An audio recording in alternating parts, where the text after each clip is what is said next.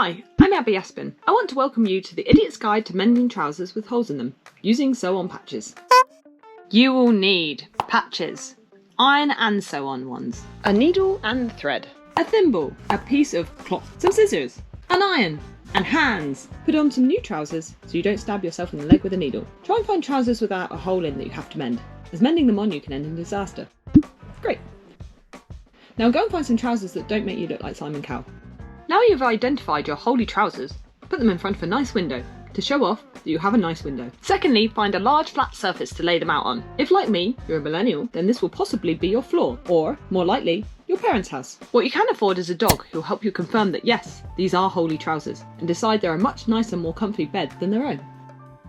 Once you've lured away the dog with the promise of children to bark at down the road, lay your trousers out flat. You might need to bring your dog back once again to identify the hole. Once you find that pesky hole, pick a patch that will match the size. If you're between 20 and 35, this will probably be something from the 80s or 90s to make you feel young again. Make sure you don't leave your patch unattended on the floor. It could be seen as a collector's item and be stolen by your dog, who's going to trade it in for a human nappy. Then, flip over your trousers to uncover more holes.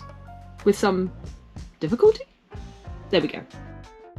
Now find another fitting patch, as this hole is round and on my butt. I've got a round one with a sign that says, "Goes, keep off my butt." Give your clothes a good iron. Not something you usually do, but something you could get used to. Lay your patch over the hole, making sure that the hole is closed enough. If the hole is not closed enough, sew up before you iron the patch on. Give it a good warm irony hug. Make sure not to use the steam setting. After ironing, give your pants a good shake to make sure you haven't stuck the patch to the inside of the other leg. Yes, this is a possibility. Check the patch is actually stuck on without burning your fingers. I realised after watching a less witty YouTube channel that you're supposed to lay something over the top of your patch before you hold your iron on for 30 seconds. Now it's time to get the sharp objects out.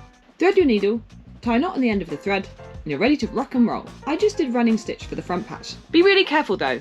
What I didn't show in this video is that I sewed my trousers to themselves 3 times before I actually finally sewed on the first patch.